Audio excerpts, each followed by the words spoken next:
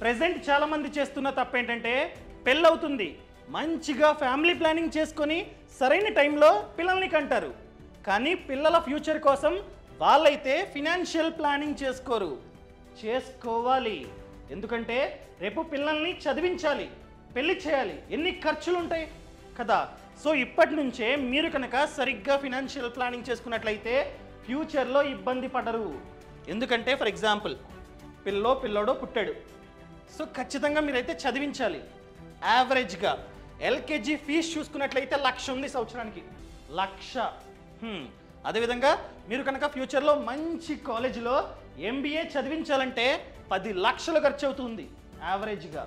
అది కూడా ఇన్ఫ్లేషన్ని నేనైతే లెక్కేయట్లా, ఫ్యూచర్ ఇన్ఫ్లేషన్.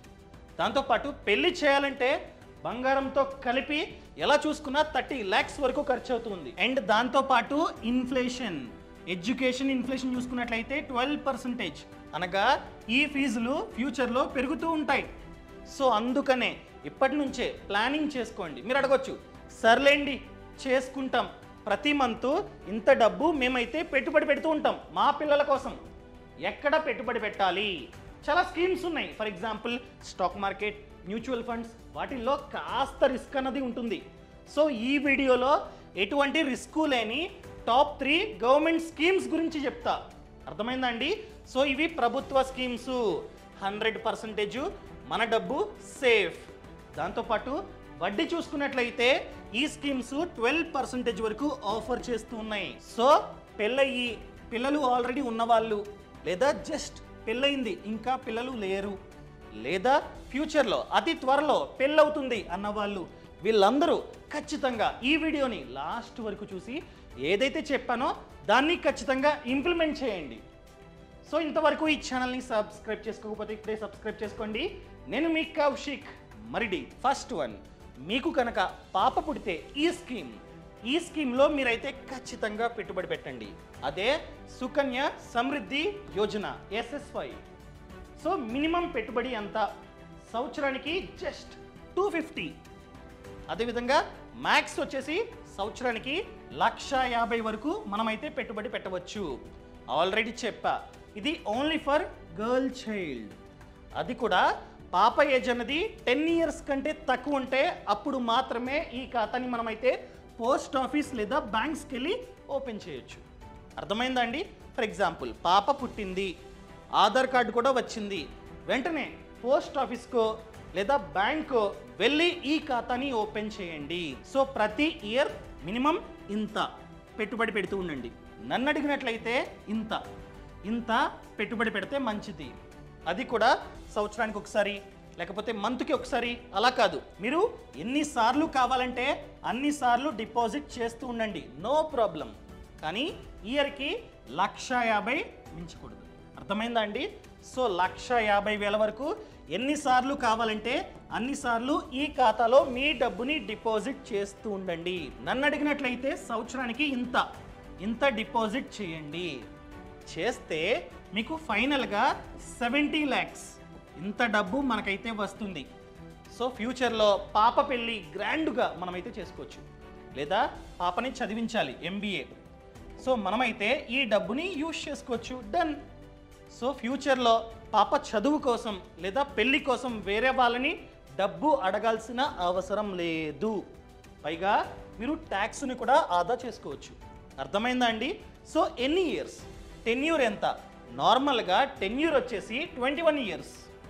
21 years తర్వాత మనకి అసలు ప్లస్ వడ్డీ మనకైతే ఇస్తుంది ఈ పథకం.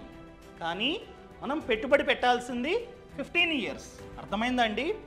ఈరోజు మీరు కనుక ఖాతా ఓపెన్ చేస్తే 15 years పాటు మనమైతే డబ్బుని పెట్టుబడి పెడుతూ ఉండాలి. సంవత్సరానికి మ్యాక్స్ 1,50,000. అర్థమైందా అండి? సో 15 years తర్వాత 6 years వెయిటింగ్. సో మనం పెట్టుబడి పెట్టాల్సిన అవసరం లేదు, ఖాళీగా ఉండాలి. సో ఎప్పుడైతే ఖాతా ఓపెన్ చేసి 21 years కంప్లీట్ అవుతుందో అప్పుడు అసలు ప్లస్ వడ్డీ మనకైతే ఇస్తుంది ఈ స్కీమ్. సో పాప ఏజ్ 10 years కంటే తక్కువ ఉండాలి. పాపకి 21 years వచ్చిన తర్వాత మెచ్యూరిటీ కాదు, ఖాతా ఓపెన్ చేసిన 21 years తర్వాత మెచ్యూరిటీ. ఫర్ ఎగ్జాంపుల్ పాప ఏజ్ 5 ఉన్నప్పుడు మీరైతే ఖాతాని ఓపెన్ చేశారు. So 5 + 21 years 21 years maturity. So 21 years తర్వాత అనగా పాపకి 26 ఇయర్స్ వచ్చిన తర్వాత మనకి అసలు ప్లస్ వడ్డీ వస్తుంది. అండ్ వడ్డీ చూసుకున్నట్లయితే 8.2 ప్రెజెంట్. మీకు డౌట్ వచ్చే ఉంటుంది, ఏంటి పాపకి 5 ఇయర్స్ ఉన్నప్పుడు ఈ ఖాతాను ఓపెన్ చేస్తే పాపకి 26 ఇయర్స్ వచ్చిన తర్వాత ఇస్తారా? మిడిల్లో మేము పెళ్లి చేద్దాం అనుకుంటాం. ఎగ్జాంపుల్గా ఒక 25 ఇయర్స్కి పెళ్లి చేయాలి, అప్పుడు ఎలా తీసుకోవచ్చు? పెళ్లి శుభలేఖ చూపిస్తే బట్ 18 ప్లస్ ఖచ్చితంగా పాపకి ఉండాలి. లేదా చదువు, ఎగ్జాంపుల్గా ఒక 18 ఇయర్స్కి లేకపోతే 19 ఇయర్స్కి ఎగ్జాంపుల్గా MBA చేయాలి పాప. సో డబ్బు కావాలంటే ఇస్తారా? ఎస్ ఇస్తారు. మీరు చూపించాలి, అడ్మిషన్ లెటర్ చూపిస్తే 50% వరకు డబ్బుని మనకైతే ఇస్తారు. అర్థమైందా అండి? సో ఈ 2 కారణాల చేత టెన్యూర్ కంటే ముందు అనగా మెచ్యూరిటీ కంటే ముందు మనమైతే డబ్బుని విత్డ్రా చేసుకోవచ్చు. బట్ కండిషన్ 18+ ఉండాలి. అది కూడా ఇవి రీజన్స్: ఎడ్యుకేషన్, మ్యారేజ్. ఎంత? 50% మనమైతే మెచ్యూరిటీ కంటే ముందు విత్డ్రా చేసుకోవచ్చు. ఎగ్జాంపుల్గా ఒక 20 lakhs ఆల్రెడీ ఉన్నాయి, అసలు ప్లస్ వడ్డీ అంతా కలిపి 20 lakhs ఉన్నాయి. అలాంటప్పుడు మీరు 10 lakhs విత్డ్రా చేసుకోవచ్చు, మీరైతే యూజ్ చేసుకోవచ్చు అన్నమాట. సో ఎన్ని ఖాతాలు మేమైతే ఒక ఫ్యామిలీలో ఓపెన్ చేసుకోవచ్చు? ఏంటంటే 2. అర్థమైందండి? 2. పాప పుట్టింది ఓపెన్, పాప పుట్టింది ఓపెన్, మూడోసారి కూడా పాప పుట్టింది లేదు. 2 ఖాతాలు మాత్రమే మీరైతే బ్యాంకు లేదా పోస్ట్ ఆఫీస్కి వెళ్ళి ఓపెన్ చేసుకోవచ్చు. ఫర్ ఎగ్జాంపుల్, ఫస్ట్ కానుపులో అమ్మాయి, మీరు ఖాతా ఓపెన్ చేయండి. రెండో కానుపులో ట్విన్స్ కూడా అమ్మాయిలు. అలాంటి సందర్భాల్లో ఇక్కడ 2 ఖాతాలు మీరైతే ఓపెన్ చేసుకోవచ్చు. సో 1, 2 అంటే 3. ఇలాంటి కేసులో మాత్రమే ఒక ఫ్యామిలీకి 3 ఖాతాలు మనమైతే ఓపెన్ చేసుకోగలం. అది ముందు పాప పుట్టింది ఓపెన్ చేశారు, రెండో కానుపులో ట్విన్స్ పుట్టారు పాపలు, అలాంటప్పుడు 2 ఖాతాలు, అలాంటప్పుడు 3 అవుతాయి. అర్థమైందా అండి? ఇది కండిషన్. అదేవిధంగా ట్రిపుల్ ట్యాక్స్ బెనిఫిట్ అయితే ఉంది. మనం ఎంతైతే పెట్టుబడి పెడుతూ ఉన్నామో దాన్ని సెక్షన్ 80Cలో చూపించుకోవచ్చు. అండ్ ఎంతైతే వడ్డీ జనరేట్ అవుతుందో దాని మీద కూడా ₹1 కూడా ట్యాక్స్ కట్టాల్సిన అవసరం లేదు. అండ్ అసలు ప్లస్ వడ్డీ వస్తుంది కదా, దాని మీద కూడా ₹1 కూడా ట్యాక్స్ కట్టాల్సిన అవసరం లేదు. మీకు కావాలంటే ప్రాక్టికల్గా చూపిస్తా రండి. సో ప్రెజెంట్ వడ్డీ 8.2 అండ్ మ్యాక్స్ వచ్చేసి మనమైతే ఇయర్కి 1,50,000 వరకు డిపాజిట్ చేసుకోవచ్చు. ఎన్నిసార్లు కావాలంటే అన్నిసార్లు డిపాజిట్ చేసుకోండి, కానీ మ్యాక్స్ 1,50,000. పాప ఏజ్ ఎగ్జాంపుల్గా 1. సో పుట్టిన 1 ఇయర్ తర్వాత మీరైతే ఈ ఖాతాని ఓపెన్ చేశారు. అదేవిధంగా ఎప్పుడు ఈ ఖాతాను ఓపెన్ చేశారు? ఎగ్జాంపుల్గా 2020లో ఓపెన్ చేశారు. So tenure 21 years. సో 2020లో స్టార్ట్ చేస్తే 2020 ప్లస్ 21 ఇయర్స్ అంటే 2041. 41లో అసలు ప్లస్ వడ్డీ మనకైతే వస్తుంది. ఇలా ఇయర్కి 1,50,000 చొప్పున మనం కనుక 15 ఇయర్స్ పాటు పెట్టుబడి పెడితే టోటల్గా 22,50,000 మనమైతే పెట్టుబడి పెడతాం. మనకి జనరేట్ అయ్యే వడ్డీ చూసుకున్నట్లయితే 46,77,578. సో టెన్యూర్ తర్వాత మన చేతికి దాదాపుగా 70 lakhs మన చేతికి వస్తాయి. ఎంత బాగుంది! సో ఆరాంగా మనం చదువులు, పెళ్ళిళ్ళు అన్నీ చేయొచ్చు. క్లియర్? అర్థమైందా అండి? సో నెక్స్ట్ వన్ మీరు అడగొచ్చు, ఏంటి పాపకి ఈ స్కీమ్, మరి బాబుకి అదే PPF అనగా పబ్లిక్ ప్రావిడెంట్ ఫండ్. సో దీని యొక్క టెన్యూర్ వచ్చేసి 15 ఇయర్స్. సో మనం 15 ఇయర్స్ పాటు డబ్బుని పెట్టుబడి పెడుతూ ఉండాలి. 15 ఇయర్స్ తర్వాత అసలు ప్లస్ వడ్డీ మనకైతే ఇస్తుంది ఈ స్కీమ్. మనం కావాలంటే 15 ఇయర్స్ టెన్యూర్ తర్వాత పెంచుకోవచ్చు. 5 ఇయర్స్ మనమైతే పెంచుకోవచ్చు. అర్థమైందా అండి? అదేవిధంగా వడ్డీ చూసుకున్నట్లయితే present 7.1%, which is more than inflation. So minimum పెట్టుబడి సంవత్సరానికి 500 అండ్ మ్యాక్స్ వచ్చేసి 1,50,000. మనం ఎన్నిసార్లు కావాలంటే అన్నిసార్లు డిపాజిట్ చేసుకోవచ్చు. ఫర్ ఎగ్జాంపుల్ మీది SBI, సో మీకు ఖచ్చితంగా యోనో యాప్ ఉంటుంది, అవునా? ఆ యాప్లో మనమైతే డిపాజిట్ చేసుకోవచ్చు. ఎన్నిసార్లు కావాలంటే అన్నిసార్లు. ఫర్ ఎగ్జాంపుల్ ICICI బ్యాంక్ అనుకోండి, మొబైల్ పే అని చెప్పి యాప్ ఉంటుంది, అందులో మీరైతే డిపాజిట్ చేసుకోవచ్చు. అదే పోస్ట్ ఆఫీస్ అనుకోండి, కొత్తగా యాప్ వచ్చింది, ఆ యాప్లో మీరైతే ఎన్నిసార్లు కావాలంటే అన్నిసార్లు డిపాజిట్ చేసుకోవచ్చు. ఈ ఖాతాని మనం బ్యాంకు లేదా పోస్ట్ ఆఫీస్కి వెళ్ళి ఓపెన్ చేసుకోవచ్చు. ఎన్నిసార్లు అయినా చేసుకోండి, కానీ మ్యాక్స్ వచ్చేసి సంవత్సరానికి 1,50,000. అండ్ మిడిల్లో డబ్బు కావాలంటే విత్డ్రా చేసుకోవచ్చా? ఎస్, అది కూడా ఆఫ్టర్ 5 ఇయర్స్. ఎంత? 50%. సో ఎంతైతే డబ్బు ఉందో అందులో 50% మనమైతే విత్డ్రా చేసుకోవచ్చు. కావాలంటే లోన్ ఎప్పుడు బిట్వీన్ 3 to 6 years ఎంత తీసుకోవచ్చు. సో 25%. అర్థమైందా అండి? అంత డబ్బుని మనమైతే లోన్ రూపంలో తీసుకోవచ్చు. వడ్డీ ఎంత? నార్మల్గా ప్రెజెంట్ వడ్డీ 7.1% ప్లస్ 1 అనగా 8.1% వడ్డీ. దేనికి? లోన్కి. టెన్యూర్ ఎంత? 36 months. మనం 36 monthsలో వెనక్కి కట్టాలి. ఎంతైతే డబ్బుని లోన్ రూపంలో తీసుకున్నామో అది మనమైతే వెనక్కి కట్టాల్సిందే. మీకు డౌట్ వచ్చే ఉంటుంది, మిడిల్లో ఈ అకౌంట్ హోల్డర్ చనిపోతే ఎలా? నామినీ ఖచ్చితంగా ఉంటారు. మనం ఈ ఖాతా ఓపెన్ చేసే టైంలోనే నామినీ సమాచారాన్ని మనమైతే ఇవ్వాలి. సో ఎంతమందిని అయితే యాడ్ చేస్తామో అంతమందికి మనం చనిపోతే ఈ డబ్బుని ఇస్తుంది ఈ స్కీమ్. అసలు ప్లస్ వడ్డీ అంతా ఇస్తుంది. అదేవిధంగా సుకన్య సమృద్ధి యోజన అది కూడా అంతే. ఫర్ ఎగ్జాంపుల్ ఫాదర్ ఎవరైతే ఖాతా ఓపెన్ చేశారో ఆయన చనిపోయారు. కావాలంటే పాపకి అసలు ప్లస్ వడ్డీ అప్పటి వరకు ఎంత ఉందో ఇస్తారు కావాలంటే, లేదా కంటిన్యూ చేసుకోవచ్చు. ఒకవేళ పాపే చనిపోయింది అలాంటప్పుడు ఫాదర్కి డబ్బంతా ఇచ్చేస్తారు. అర్థమైందా అండి? క్లియర్? ఫర్ ఎగ్జాంపుల్ పాపకి హెల్త్ అస్సలు బాగాలేదు, ఖచ్చితంగా డబ్బు కావాలి హెల్త్కి, ఎమర్జెన్సీ, అలాంటప్పుడు ఇస్తారా? ఎస్, అలాంటప్పుడు కూడా డబ్బు అంతా ఇస్తారు. అదేవిధంగా ఇల్లు కడుతూ ఉన్నారు, అలాంటప్పుడు కూడా డబ్బుని మనమైతే మిడిల్లో విత్డ్రా చేసుకోవచ్చు. సేమ్ రూల్స్ దీనికి కూడా వర్తిస్తాయి. మిడిల్లో ఎడ్యుకేషన్ కోసం లేదా హెల్త్ కోసం లేదా ఇల్లు కోసం డబ్బు కావాలంటే టెన్యూర్ అవ్వక ముందే డబ్బుని ఇస్తుంది ఈ పథకం. అర్థమైందా అండి? సో ఇది కూడా ఒక స్కీమ్.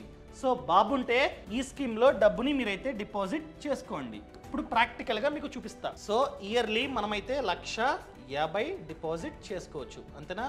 అదేవిధంగా టెన్యూర్ 15 years అండ్ వడ్డీ 7.1.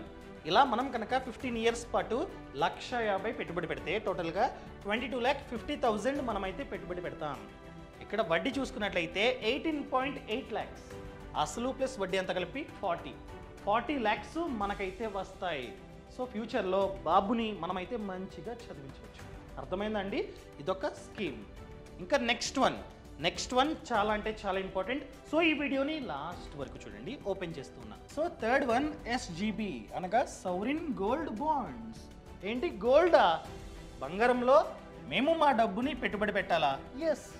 ఎందుకంటే బంగారం 2004 నుండి 2024 వరకు చూసుకున్నట్లయితే అనగా 10 yearsలో చూసుకున్నట్లయితే 12% CAGR అనగా కాంపౌండెడ్ యాన్యువల్ గ్రోత్ రేట్ ఇంత రిటర్న్ని జనరేట్ చేసింది.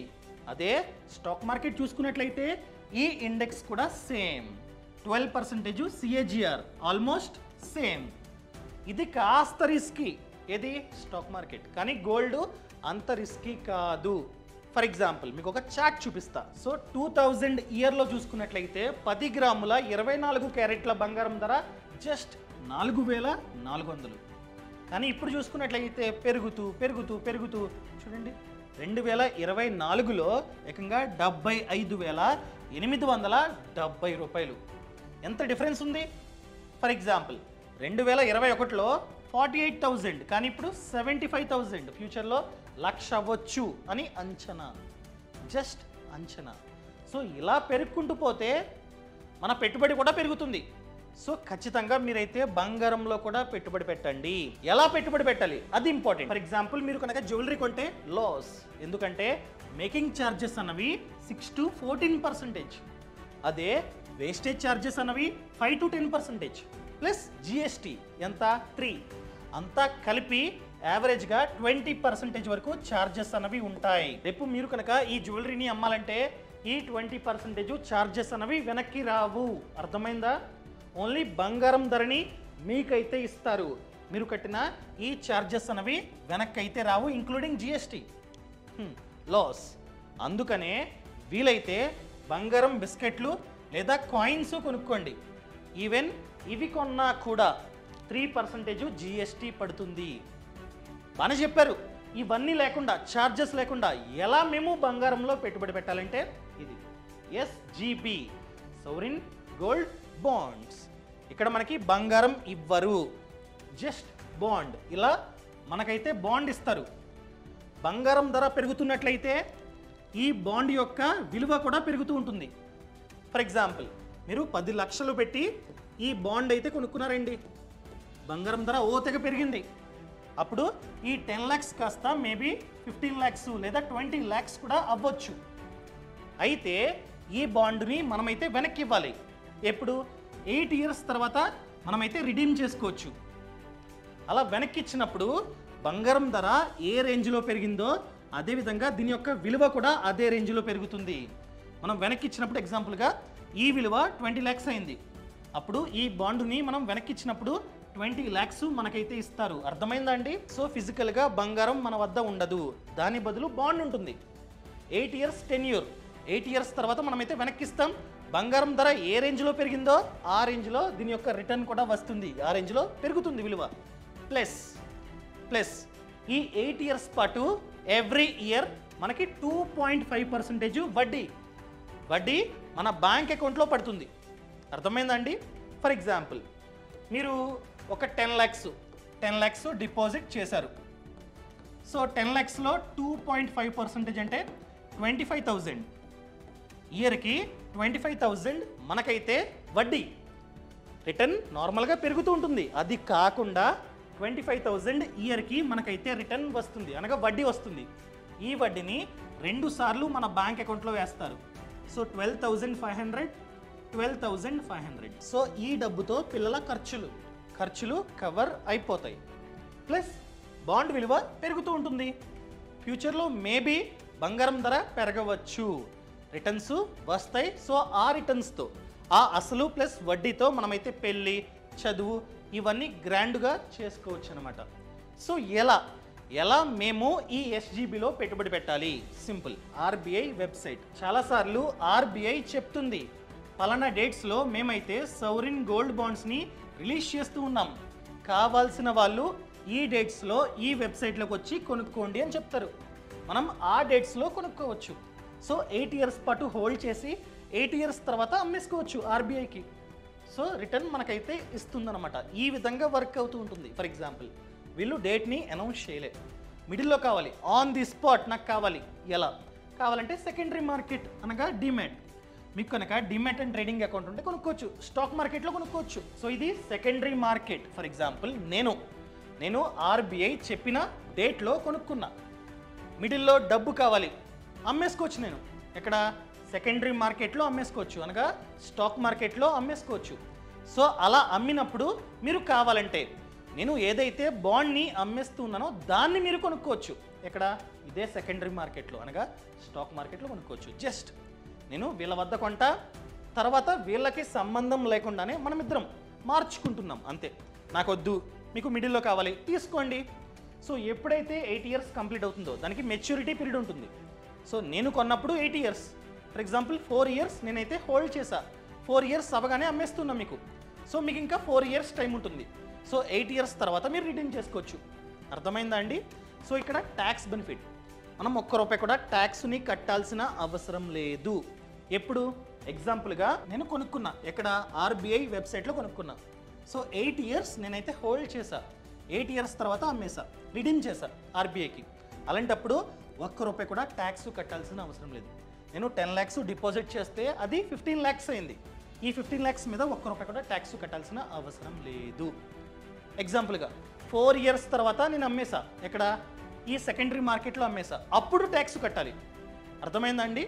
సో నేను టెన్యూర్ మొత్తం హోల్డ్ చేస్తే రిడీమ్ చేసుకుంటే ఆర్బీఐకి ఎటువంటి ట్యాక్స్ లేదు. అదే 8 years కంటే ముందు, టెన్యూర్ కంటే ముందు నేను కనుక రిడీమ్ చేసుకుంటున్నట్లయితే, అనగా వేరే వాళ్ళకి అమ్మేస్తున్నట్లయితే అప్పుడు ట్యాక్స్ అన్నది కట్ అవుతుంది. లేదా 5 years తర్వాత ఆర్బీఐ వెబ్సైట్లో నేను కావాలంటే రిడీమ్ చేసుకోవచ్చు, బట్ అయినా కూడా ట్యాక్స్ అన్నది పడుతుంది. క్లియర్? ఎగ్జాంపుల్గా నా వద్ద మీరు కొనుక్కున్నారండి, 4 years తర్వాత కొనుక్కున్నారు, 8 years వరకు హోల్డ్ చేశారు.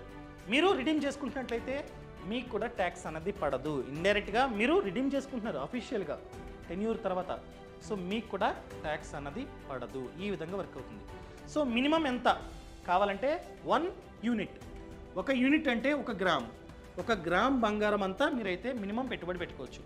మ్యాక్స్ వచ్చేసి 4 kgs. ఇంత విలువని మీరైతే ఒకేసారి డిపాజిట్ చేసుకోవచ్చు. లేదా మంత్లీ ఎస్ఐపి రూపంలో కూడా మీరు చేసుకోవచ్చు. మీరు ఆర్బీఐ వెబ్సైట్లో కొనుక్కుంటారు కదా, అప్పుడు ఎస్ఐపి లంసమ్ 2 ఆప్షన్లు ఉంటాయి. మీరు ఎస్ఐపిని యూజ్ చేసుకున్నట్లయితే మంత్లీ డబ్బు అన్నది ఇన్వెస్ట్మెంట్ అవుతూ ఉంటుందన్నమాట.